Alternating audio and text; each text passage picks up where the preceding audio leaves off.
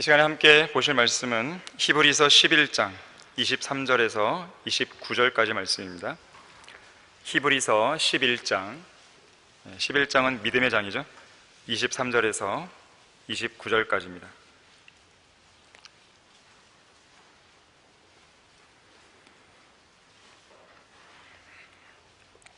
믿음으로 모세는 태어났을 때에 출중한 아이로 보였기에 그의 부모가 3개월 동안 숨겼으니 이는 그들이 왕의 명령을 두려워하지 않았기 때문이며, 믿음으로 모세는 장성하여 파라오의 딸의 아들이라 칭함을 거절하고 잠시 동안 죄의 낙을 누리는 것보다 오히려 하나님의 백성과 함께 고난받는 것을 택하였고, 그리스도의 능력을 이집트의 보아들보다 더 큰 재물로 여겼으니 이는 그가 상 주심을 바라보았습니다. 믿음으로 그는 왕의 노여움을 두려워하지 않고 이집트를 떠났으니 이는 그가 보이지 않는 분을 보는 것처럼 견뎠기 때문이라. 믿음으로 그가 유월절과 피 뿌리는 예를 지켰으니 이는 첫 태생을 멸하는 이가 그들을 손대지 못하게 하려 한 것이라. 믿음으로 그들은 마른 땅을 가듯이 홍해를 통과하였으나 이집트인들은 그렇게 해보려고 시도하다가 물에 빠져 죽었느니라. 말씀을 위해 함께 기도하시겠습니다. 감사하신 주 하나님 아버지, 영과 진리로 경배를 드리는 이 귀한 자리에 저희들을 불러 모아주시고 우리가 주님의 말씀을 듣고 또 주님께 찬양을 드리며 또 기도하고 헌신하는 이 모든 특권들을 저희들에게 허락해 주셔서 감사를 드립니다. 우리 각자의 마음속에 이 시간 주님께서 강력하게 역사해 주시길 원합니다. 우리는 주님의 도우심이 필요합니다. 우리가 말씀을 깨닫는 것, 이것은 주님의 도우심이 없이는 불가능한 일입니다. 마귀가 얼마나 이 시간을 방해하고 또 우리의 마음을 공격하겠습니까? 우리의 마음이 하나님의 말씀 가운데로 잘 집약되게 해주시고 이 진리의 말씀으로 우리의 마음을 충만케 해주셔서 또 성령으로 충만케 해주셔서 우리가 무언가 하나라도 깨닫고 생활 속에 적용하고 삶의 변화가 일어날 수 있도록 도와주십시오.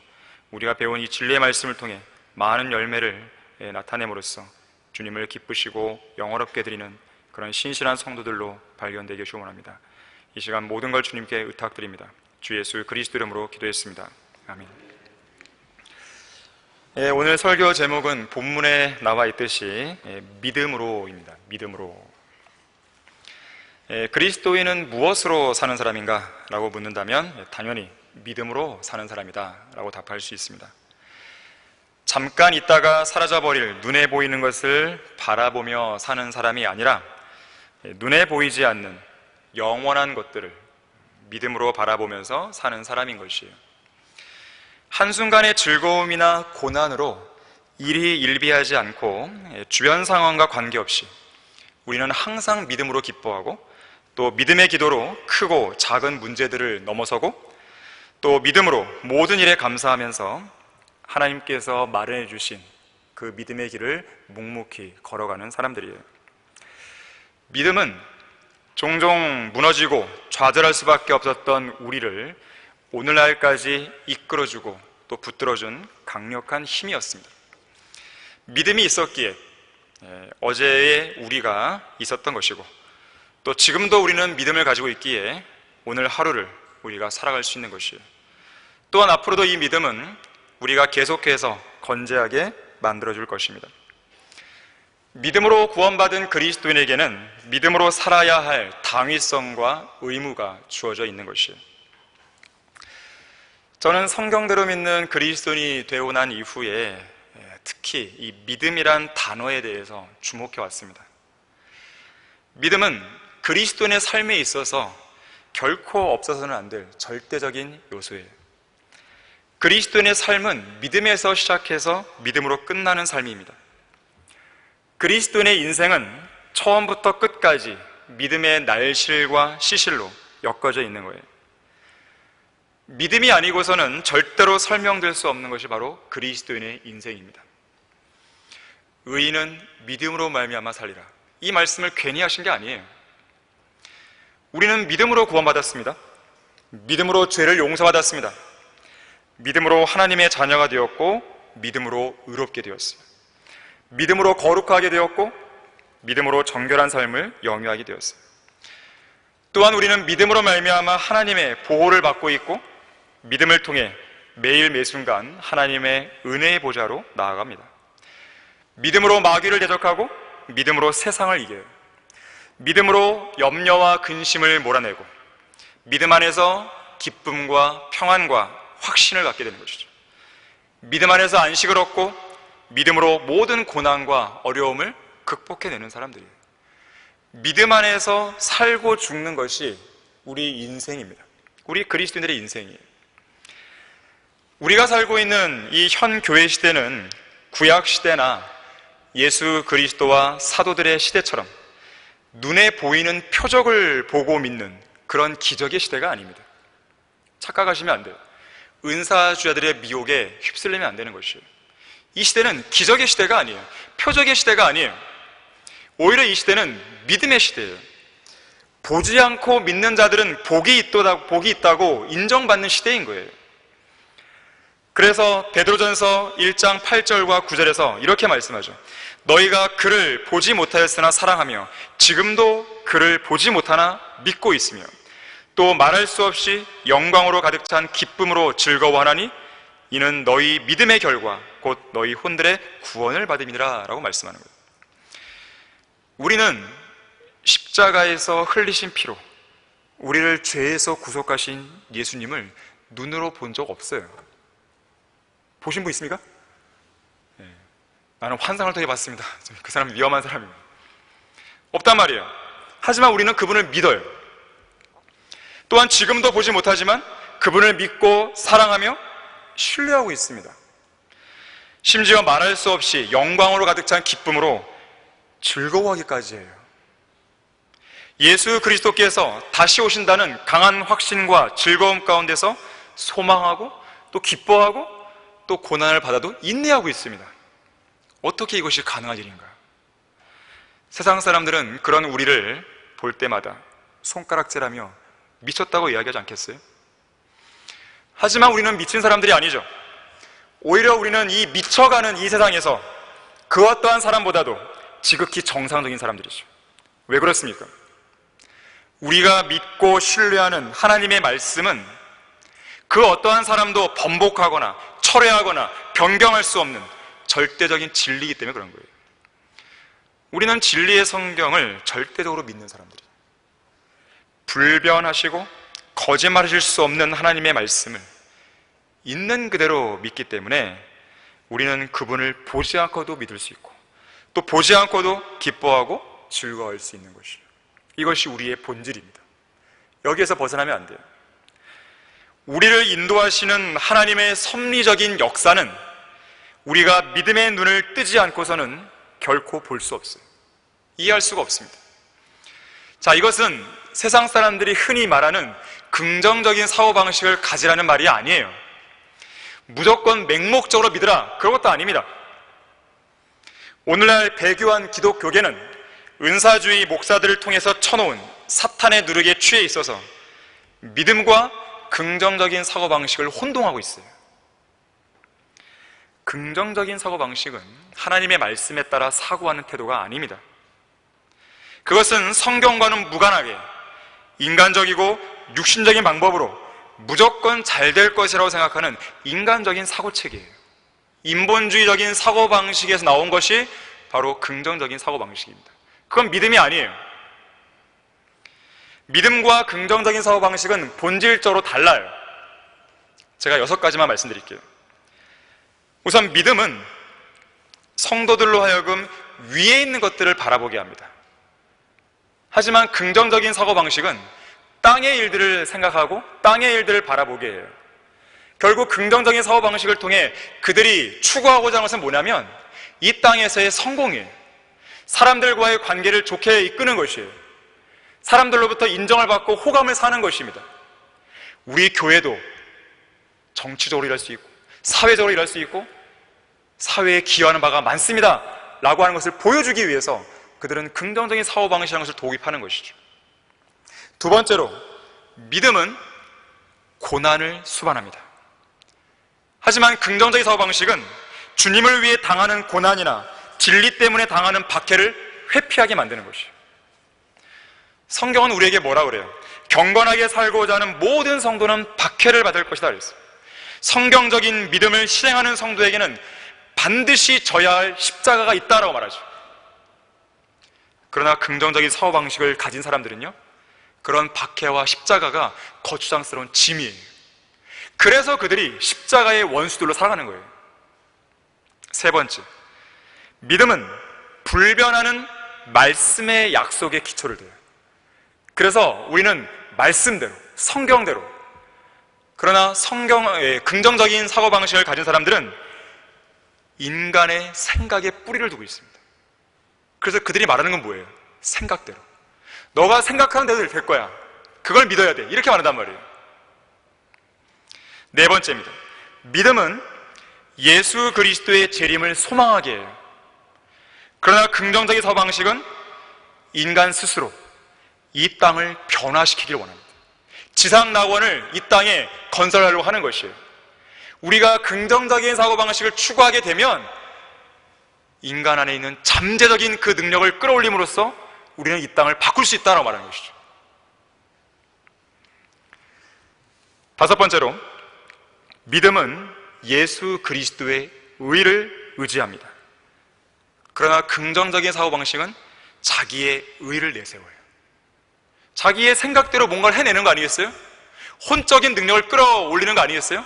결국 자기의 의를 내세우는 거예요. 자기 의를 자랑하는 거예요. 결국 그 사람은 긍정적인 사고방식을 따라가다가 구원 못 받는 거예요. 나는 선택받은 사람입니다. 자, 이것도 일종의 긍정적인 사고방식의 결과입니다. 여섯 번째, 아까 잠깐 말씀드렸지만 긍정적인 사고방식은요, 꿈이나 상상력, 인간의 잠재력을 통해서 인간의 혼적인 능력을 발휘하게 만들어요.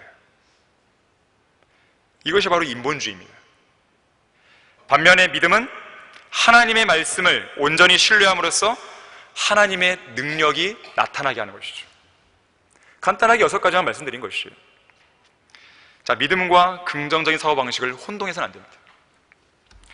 자, 믿음의 삶이라고 하는 것은요, 단순히 물 위를 걷고 저 하늘에 떠있는 태양을 멈추게 하고 죽은 자를 살리는 등 하나님께서 우리를 위해 어떤 초자연적인 기적을 행해 주시기를 기다리며 앉아있는 그런 삶이 아닙니다. 오히려 하나님께서 우리에게 원하시는 것은 뭐냐면 우리가 성경에서 읽은 것을 있는 그대로 믿기를 원하시는 거예요. 또 있는 그대로 실행하기를 원하시는 것이죠. 또한 있는 그대로 소망하며 살기를 원하시는 거예요. 또한 그렇게 행할 때 하나님께서 우리의 모든 필요를 채워주신다는 약속을 온전히 신뢰하며 사는 것을 원하시는 거예요. 이게 바로 믿음의 삶이에요. 단순히 어떤 초자연적인 기적과 환상들을 기대하면서 앉아있는 것이 믿음의 삶이 아닙니다. 로버트 앤더슨 경이 아주 좋은 책을 썼죠. 하나님의 침묵이라고 하는 책. 그 침묵, 그 책의 핵심 내용이 바로 지금 제가 말씀드린 그 내용이에요. 그 책에서는 뭐라고 말하냐면 오늘날 이 은혜의 시대에는 성도들로 하여금 믿음 안에서 살게 하려고 하나님께서는 새로운 계시와 초자연적인 개입과 기적을 철회하셨다 그랬어요. 여러분, 이 땅에서 이 시대에 누군가가 물 위를 걷고 막 태양을 여호수아처럼 멈추게 하고 병자들을 막 일으키고 은사주자들이 흉내내는 거 말고요. 자, 그런 것들을 보신 적 있어요? 우리 성경대로 믿는 그리스도인들 안에서 그런 것을 보여줍니까? 아니잖아요. 지금 그런 시대가 아니에요. 지금은 기적의 시대가 아닙니다. 지금 믿음의 시대예요. 그래서 이 시대의 성도들에게는 구약에서처럼 초자연적인 능력과 역사를, 어떤 환상을 직접 눈으로 보면서 사는 삶이 아니라 보지 않고도 믿을 수 있는 그 믿음으로 사는 삶이 우리에게는 필요한 것이죠. 우리는 믿음으로 살아야 됩니다. 자, 그렇다면 믿음으로 산다는 게 과연 무엇인가? 오늘 우리는 3가지를 볼 것이에요. 첫 번째로 믿음으로 산다는 것은요, 둘 중에 하나를 선택해야 하는 그 선택의 기로에서 항상 믿음을 가지고 올바른 걸 선택하는 거예요. 성경적으로 옳은 걸 택하는 것이에요. 이것이 믿음으로 사는 것이에요. 오늘 본문 24절과 25절에서 모세는 어땠습니까? 믿음으로 파라오의 딸의 아들이라 칭함을 거절하고 거절한 것이에요. 그것을 허용한 게 아닙니다. 거절하고 잠시 동안 죄의 낙을 누리는 것보다 오히려 하나님의 백성과 함께 고난받는 것을 선택했다 그랬어요. 흔히들 이 선택의 기로에 서면요, 어떻게 선택하는 것이 나에게 이득이 될까? 이렇게 선택하면 나에게 손해가 될까? 이런 득실을 따지는 경향이 크죠. 하지만 성령 하나님께서는 그 선택이 옳은지 그른지를 먼저 따져보라고 말합니다. 하지만 세상과 육신은 이해 득실을 계산해보라고 이야기해요. 무엇이 더 이익이 될지를 점검해보라고 우리에게 요구합니다. 그러면서 손해가 날 것 같으면 그것이 아무리 성경적으로 옳다 해도 하지 말라고 얘기하는 거예요. 결국 세상적이고 육신적인 사람은 옳은 것보다는 이익을, 의로운 것보다는 이득이 되는 것을, 진리보다는 그저 이익이 되는 쪽을 선택하게 되는 것이죠. 물론 때로는 옳고 그름의 가치 판단과는 관계없이 단순한 이익을 추구해도 문제가 되지 않는 경우가 있어요.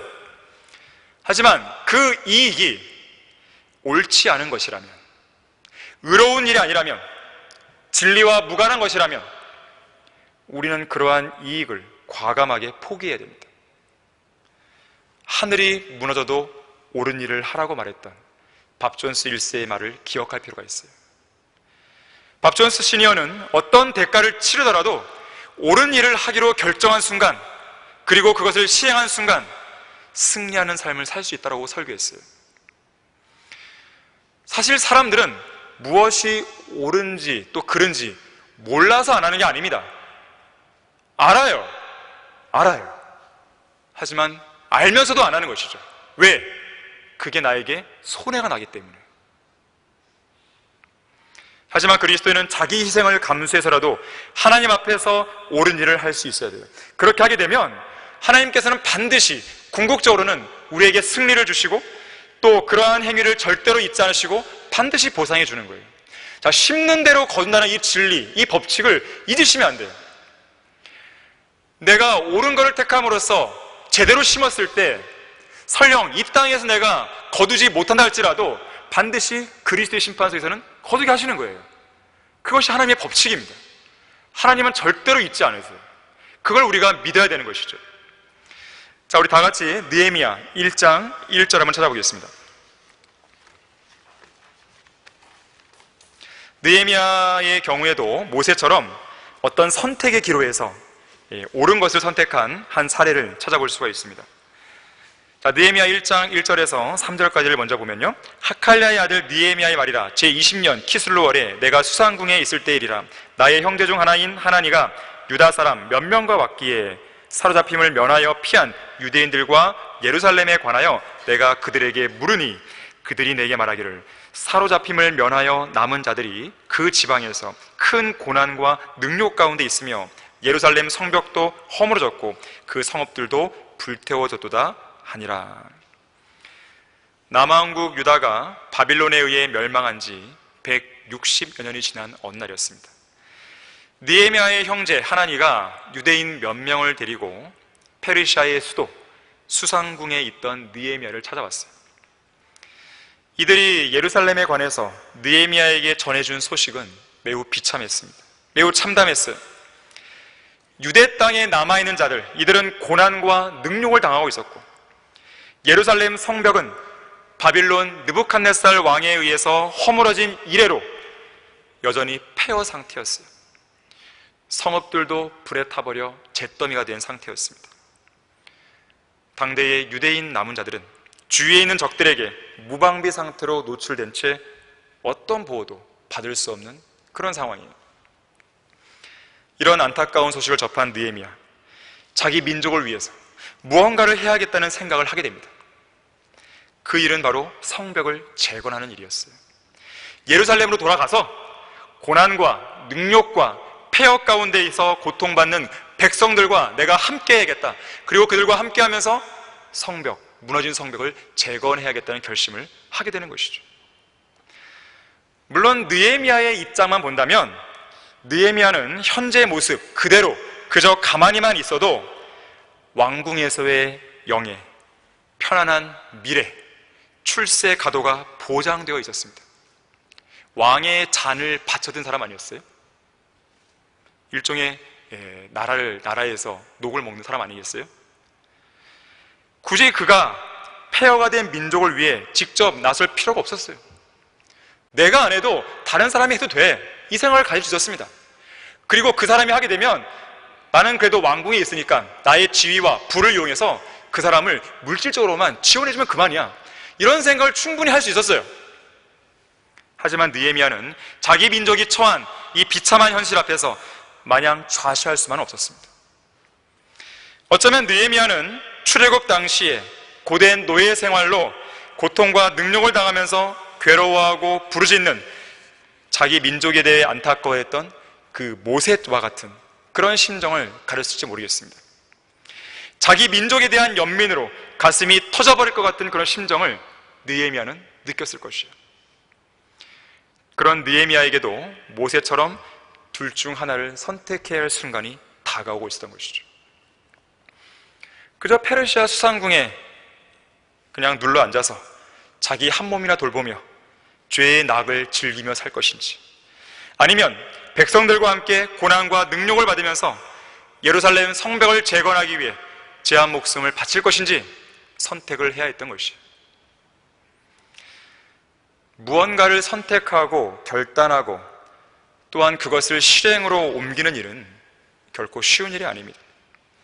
더구나 그것이 고난이 수반되고 여러 가지 희생과 갑질이 따르는 일이라면 선택하는 일은 더더욱 힘들어져요.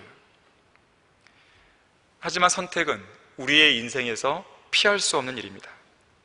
우리의 인생은 선택의 연속이에요. 여러분이 이 자리에 앉아 있는 것도 여러분의 의지에 따른 믿음으로 선택했고 또 몸으로 실천했기 때문에 가능한 일이죠. 물론 어떤 선택은 매우 어렵고 때로는 괴롭기까지 합니다.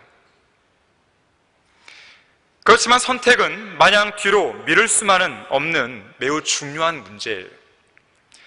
그래서 어떤 선택은 예수 그리스도를 믿고 구원받는 것처럼 선택하는 바로 그 순간에 그 사람의 영원한 운명을 결정짓기도 하는 것이죠. 구원받은 이후에도 어떤 것을 선택하고 어떤 것을 결단하고 어떤 것을 시행하느냐에 따라서 우리의 영원한 상급과 유업이 결정되는 거예요.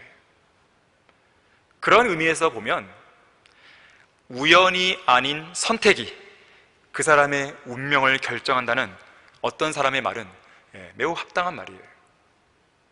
우연히 이루어지는 게 아니에요. 어제의 선택이 있었기에 오늘의 내가 있는 거예요. 오늘의 내가 어떤 걸 선택했기 때문에 내일의 나를 결정짓는 거예요. 모세나 느헤미야는 당대의 민족이 처한 이 현실적인 필요 앞에서 가타부타 선택해야만 했습니다. 계속해서 죄의 낙, 죄를 즐기는 즐거움을 누릴 것인가, 아니면 고난받는 삶을 선택할 것인가.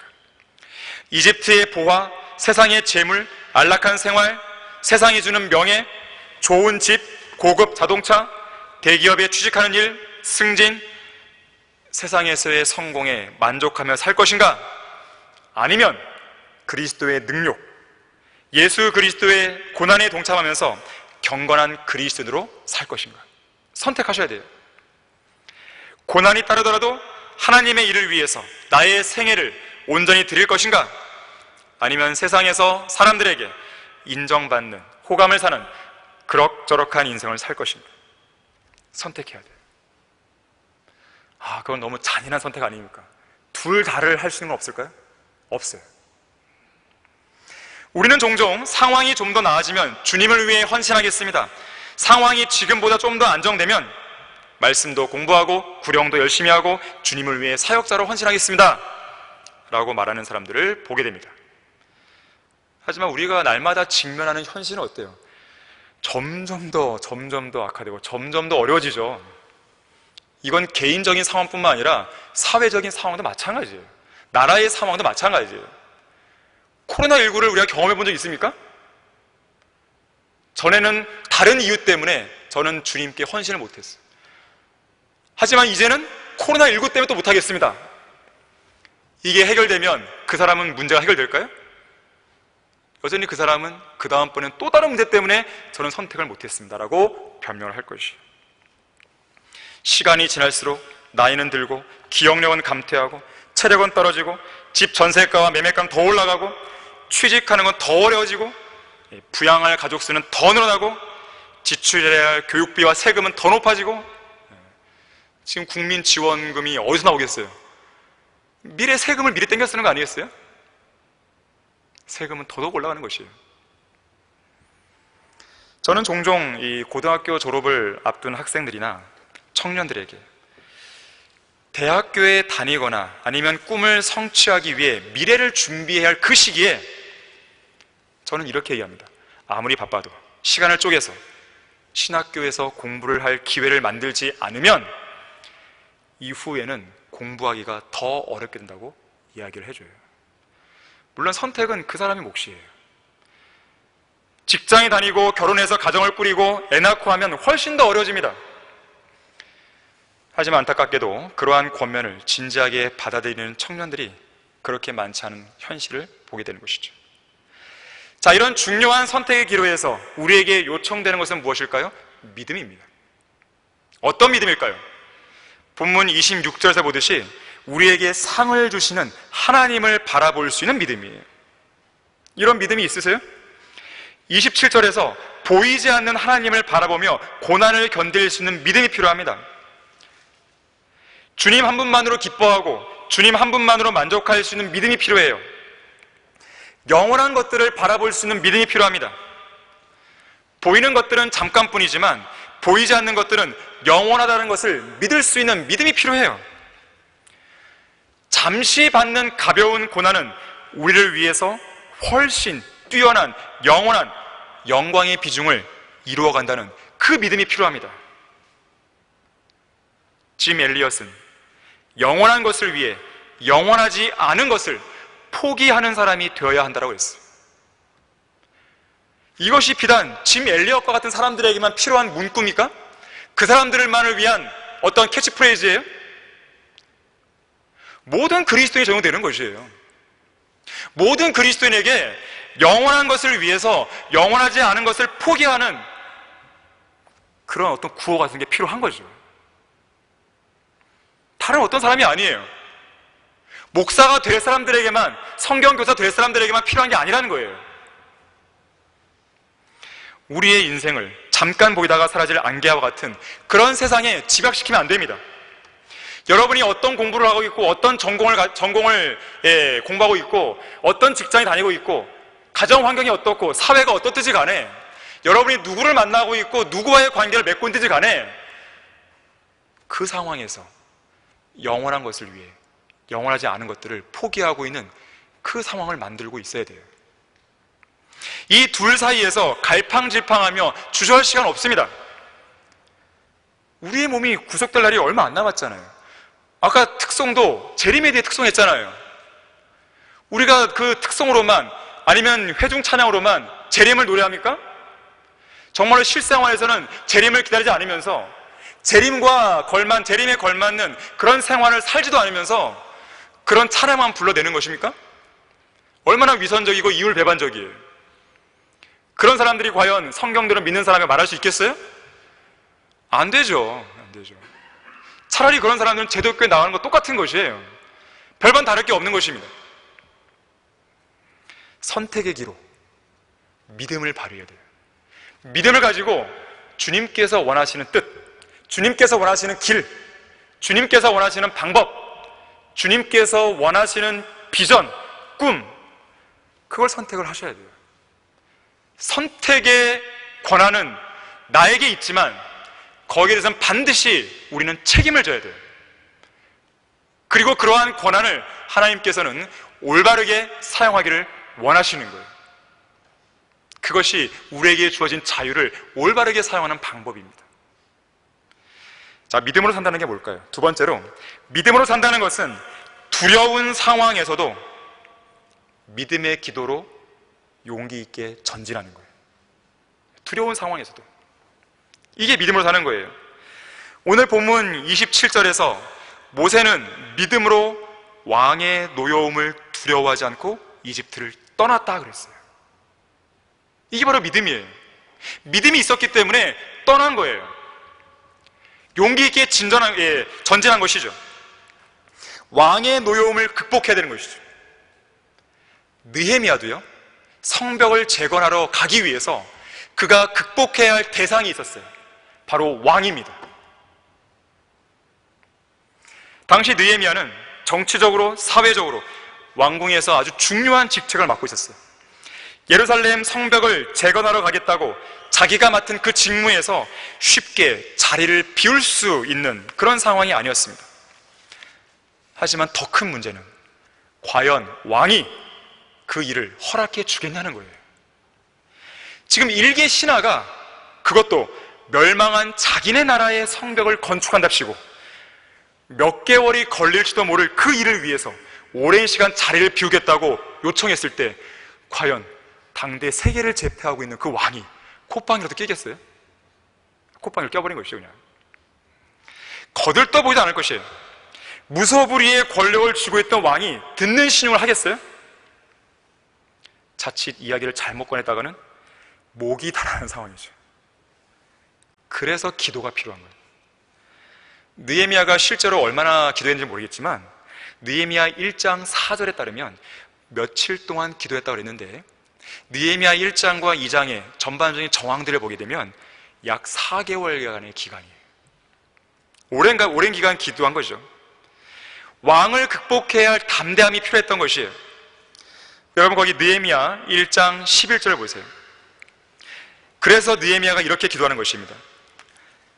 오 주여, 내가 주께 간구하오니 주의 종의 기도와 주의 이름을 두려워하기를 열망하는 주의 종들의 기도에 이제 귀 기울이소서. 내가 주께 기도하오니 오늘 주의 종으로 형통하게 하시어. 잘 보세요. 이 사람의 목전에서, 이 사람이 누구냐면 바로 왕입니다. 왕의 목전에서 종에게 자비를 베푸소서 하였으니 이는 내가 왕의 잔 바쳐든 자였습니다. 혼자 기도한 게 아니에요. 여기 뭐라 그랬어요? 주의 종들의 기도라고 했어요. 아마도 그를 찾아왔던 하나니와 몇몇 동료들에게도 이 기도를 요청했겠죠. 이러한 상황에 직면했던 인물이 또 있습니다. 바로 에스더예요. 왕후 에스더도 민족을 구하기 위해 왕을 극복해야만 하는 담대함과 용기가 필요한 상황이었습니다.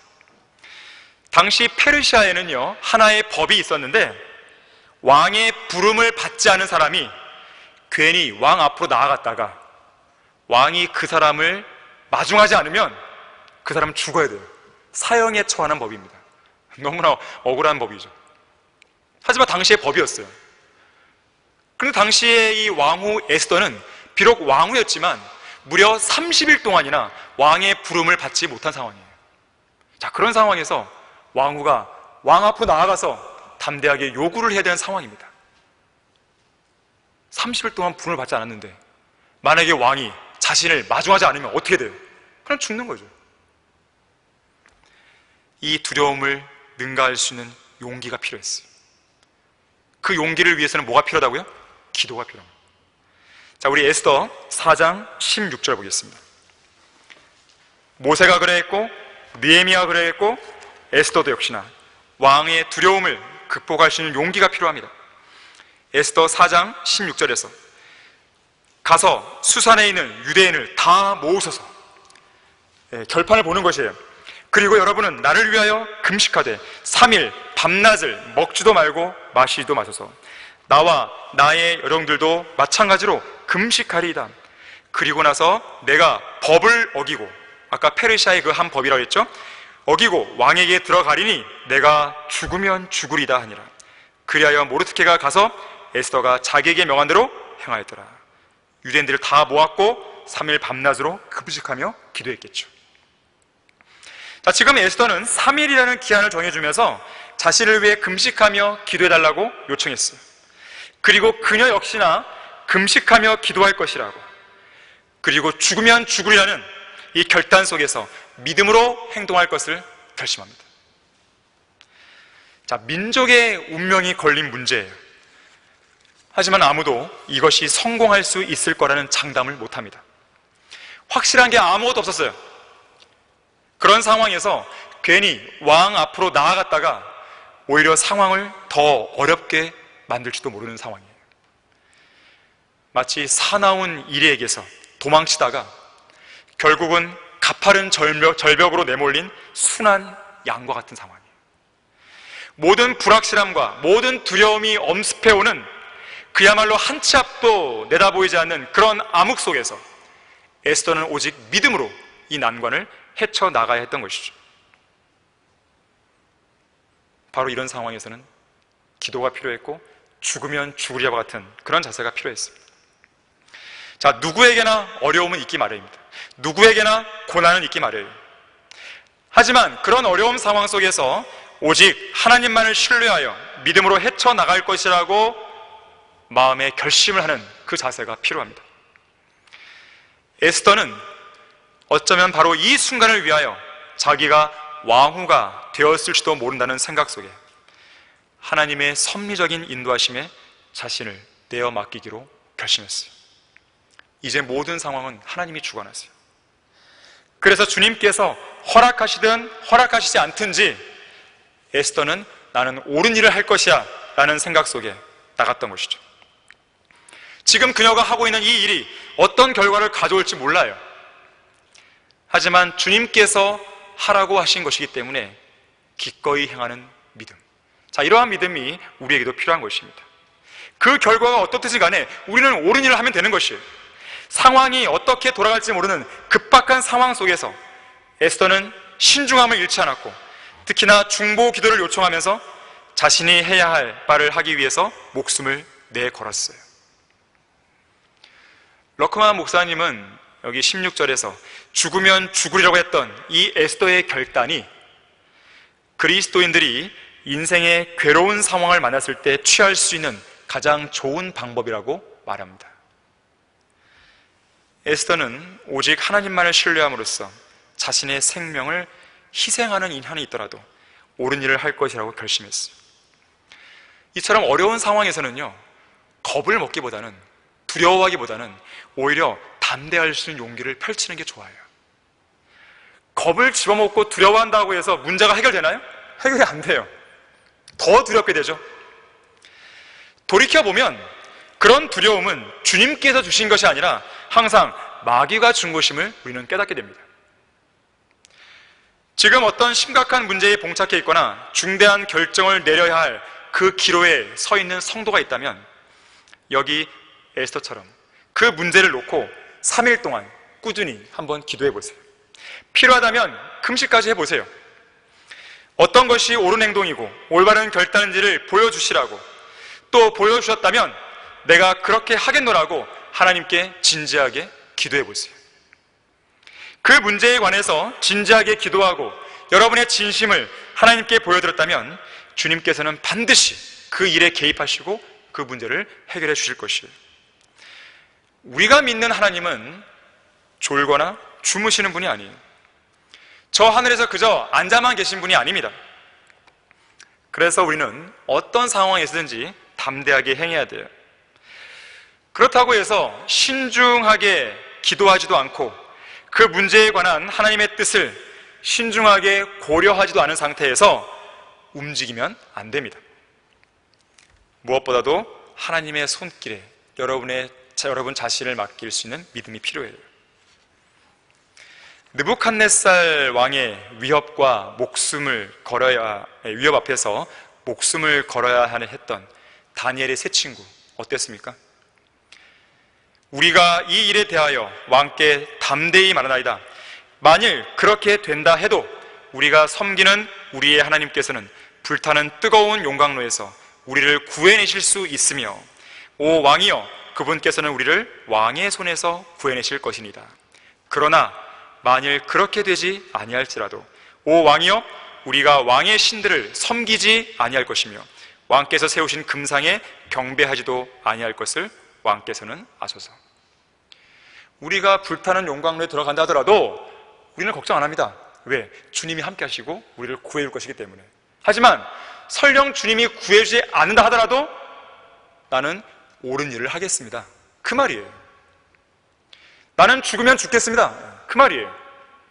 내가 죽나 있더라도 내가 하고자 하는 이 옳은 일, 하나님께서 시키신 이 일만큼은 내가 양보할 수 없습니다. 이러한 자세가 우리에게 필요한 것이죠. 이것이 바로 믿음으로 사는 삶이에요. 자, 믿음으로 산다는 것은 무엇입니까? 마지막으로 믿음으로 산다는 것은 절망 속에서도 눈에 보이지 않으시는 하나님을 믿음으로 바라보며 견디는 거예요. 이게 바로 믿음의 정의죠. 오늘 본문 27절에서 모세는 보이지 않는 분을 보는 것처럼 견뎠다고 그랬어요. 무엇으로? 믿음으로. 믿음으로 사는 사람은 어떤 절망적인 상황에서도 눈을 들어 하나님을 바라봅니다. 어떠한 상황에서도 그래요. 자, 우리의 감정은요, 시시각각 변하기 때문에 우리의 감정을 의존하면 시시각각 변하는 신들이 등장하는 거예요. 하지만 믿음은 결코 변함이 없으신 하나님을 바라보게 만듭니다. 자, 그래서 어떠한 상황에서도 희망이 없는 상황은 없어요. 다만 믿음을 잃어버린 성도만 있을 뿐이에요. 어떠한 절망의 상황에서도 희망을 잃는 것이에요. 우리가 믿는 하나님이 계시기 때문에 그런 것이거든요. 에스더 시대에 이스라엘의 대적인 하만이 모르드게를 교수대에 매달고 이스라엘 백성을 진멸시키겠다고 아주 기세등등하게 호언장담할 때만 해도 이스라엘 백성에게는 전혀 희망이 없었어요.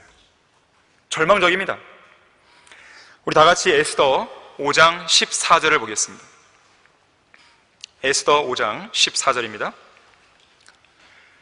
그의 아내 세레스와 그의 모든 친구들이 그에게 말하기를, 지금 하만에게 말하는 거예요. 50큐빗 높이로 교수대를 세우소서. 그리고 내일 왕에게 고하여 모르드케를, 자기에게 절하지도 않고 대우하지도 않는 그 자를 그 위에 매달겠다고 하고 당신은 즐겁게 왕과 함께 잔치에 가소서 하니 그 일이 하만을 즐겁게 한지라. 그가 교수대를 세우게 하니라. 만일 에스더서가 이 5장의 말씀으로 끝났다면 이스라엘의 대적인 하만이 승리한 것으로 이야기는 끝났겠죠. 그랬다면 악이 승리하게 되는 것이에요. 하지만 극적인 반전의 역사가 바로 이날 밤에 이루어지게 됩니다. 모든 절망의 그 어두움이 엄습해오는 바로 그 시점에 극적인 반전이 여기서 일어나요. 이미 모든 배후의, 역사의 배후에서 모든 것들을 운행하신 하나님께서는 그러한 모든 것이 그렇게 일어날 수밖에 없도록 계획해 오고 계셨습니다. 우리가 하나님의 섭리적인 역사와 인도하심에 대해서 가감없이 이야기할 수 있는 이유가 무엇이에요? 그것은 우리가 믿는 하나님은 죽은 하나님이 아니시고 영원무궁토록 살아계신 하나님이기 때문에 그렇습니다. 살아계실 뿐만 아니라 위대하시고 전지전능하시고 어려워서 못할 일 없으시고 불가능한 것을 가능하게 이루시고 무에서 유를 생성하시고 없는 것들을 있는 것처럼 부르시고 한나라의 흥망성쇠, 인간의 생사화복, 생태계의 먹이사슬, 하늘의 기상현상, 우주에서 일어나는 모든 현상들을 주관하시는 분이 바로 우리가 믿고 섬기는 하나님이란 말이에요. 그런 하나님께 우리는 내어 맡기는 것이거든요. 그래서 정말로 하나님께서는 그분께서 보시기에 가장 적합한 때, 가장 절묘한 타이밍에 모든 것이 합력하여 선을 이루도록 역사해 주고 계시는 거예요. 바로 그날 밤에. 이러한 사실을 우리는 절대적으로 믿을 수 있어야 돼요. 그 사실을 믿으면 우리는 절망적인 상황에서도 마음의 평정을 유지할 수 있습니다. 하지만 그 사실을 의심하는 순간 우리의 마음은 바람에 밀려 요동하는 바다 물결처럼 혼란의 소용돌이에 빠지게 돼요. 자, 극적인 반전을 보세요. 에스더 6장 1절입니다. 그날 밤에 왕이 잠을 이룰 수 없으므로. 왜 하필 잠을 못 이룰까요? 역대의 기록을 가져오도록 명한 자라. 신하들이 왕 앞에서 읽었는데 모르드케가 아하수에로 왕을 죽이려 하였던 문지기이자 왕의 내시인 두 사람, 즉 빅다나와 테레스를 고발한 사실이 기록된 것이 발견되었더라. 왕이 말하기를 이 일로 인하여 모르드케에게 어떤 영예와 직위를 베풀었느냐 하니 왕을 섬기는 왕의 신하들이 말하기를 그에게 아무것도 베풀지 아니하였나이다 하더라. 왕이 말하기를 누가 뜰에 있느냐 하니 그때 하만이 왕궁의 바깥뜰에 왔으니 이는 자기가 마련한 교수대에 모르드케를 매달기를 왕에게 구하려 함이더라. 왕의 신하들이 왕에게 구하기를 보소서 하만이 뜰에 서 있나이다 하니 왕이 말하기를 그를 들어오게 하라 하더라. 에스더가 요청했던 금식과 기도의 마지막 3일이 지나가고 있던 바로 그날 밤, 이 왕은 마침 잠을 못 이루게 됩니다. 결코 우연이 아니에요. 왜 하필 하만이 모르드케를 교수대에 매달 수 있도록 허락해 달라고 요청하기 위해서 왕에게 들어왔던 바로 그 순간, 그 찰나에 왜 왕은 잠을 못 이뤘을까요?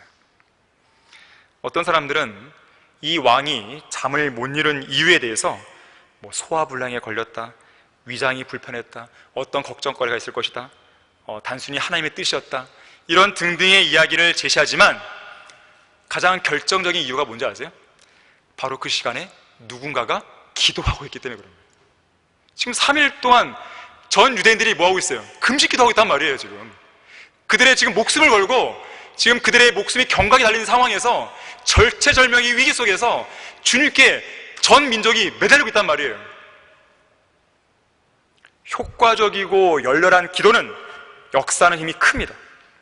누군가의 잠을 못 이루게 할 정도로 강력한 것이에요. 잠을 못 이루는 이 아하수에로 왕이 잠을 청하기 위해서 선택한 방법은 페르시아의 역사의 기록을 읽는 것이었어요. 그 순간 왕의 암살에 관한 기록이 딱 눈에 띕니다. 그리고 그때 이 암살로부터 구해준 모르드케 이름이 딱 눈에 띄는 거예요. 근데 마침 모르드케가 그 당시에 아무런 보상을 못 받은 거예요. 이것도 우연이 아니죠. 이미 보상을 받았다면 더 이상 모르드케에 대한 이야기는 할 수가 없는 거예요.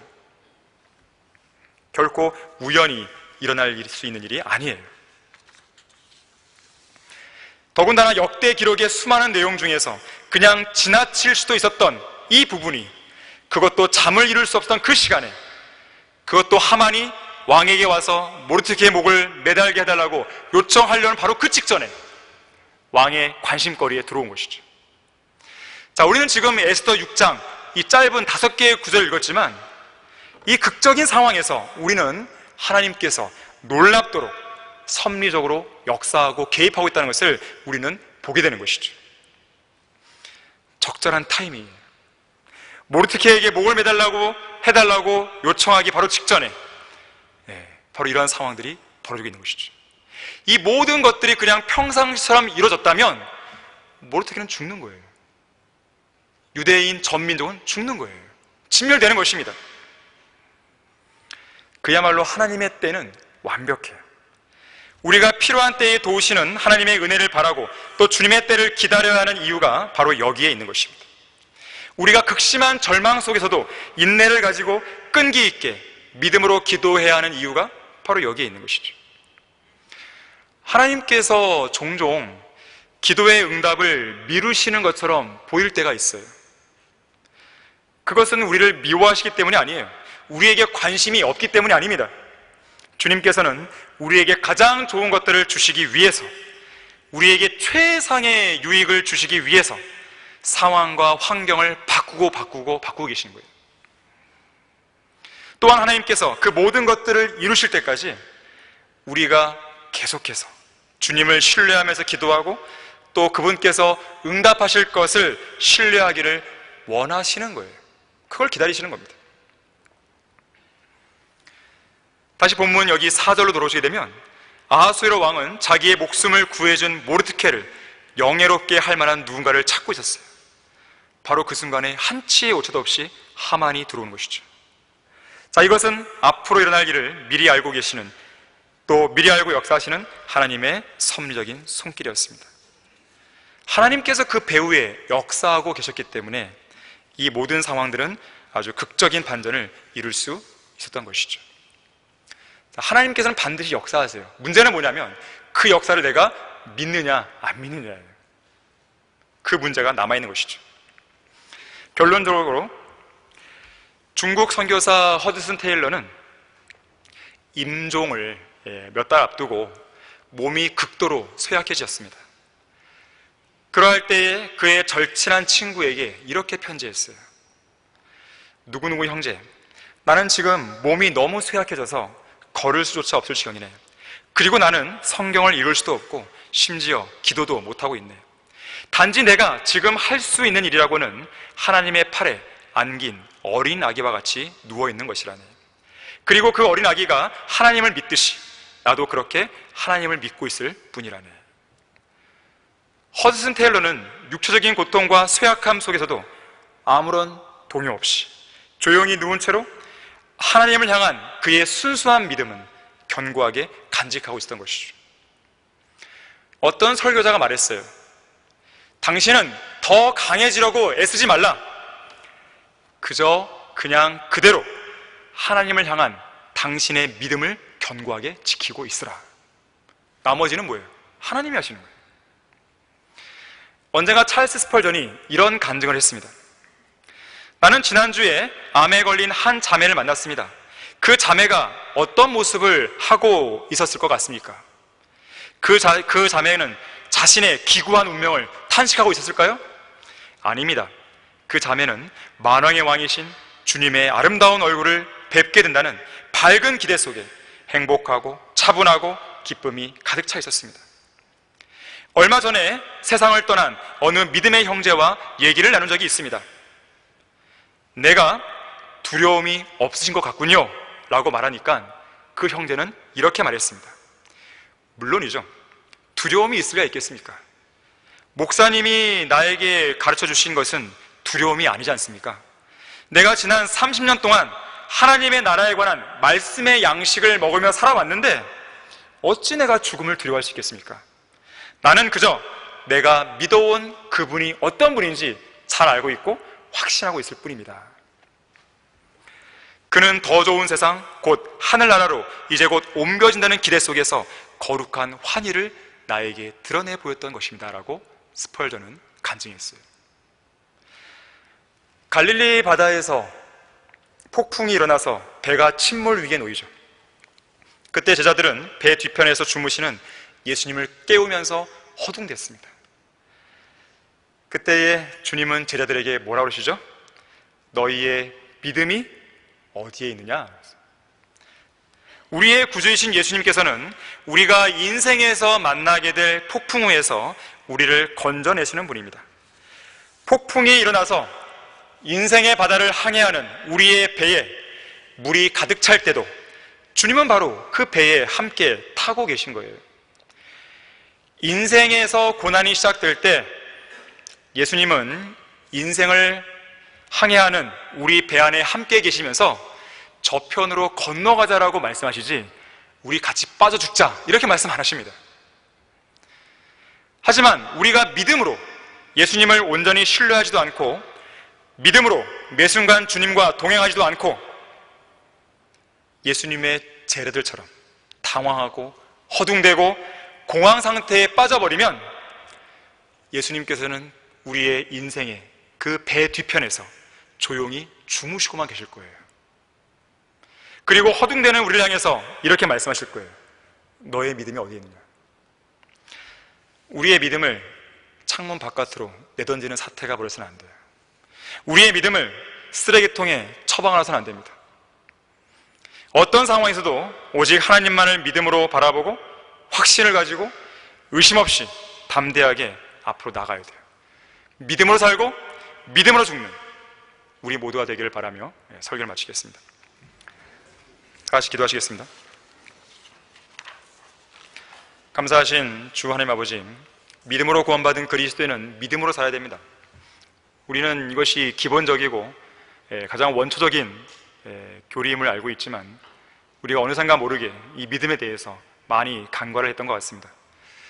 다시 한번 우리가 가지고 있는 순수한 믿음이 있는지 그러한 부분을 다시 한번 점검해 보게 해주시고, 그러한 부분을 잃어버렸다면 다시 주님 앞에서 회복하는 가운데 주님께서 원하시는 그 길로 다시 들어설 수 있도록 저희들의 마음을 붙들어 주십시오.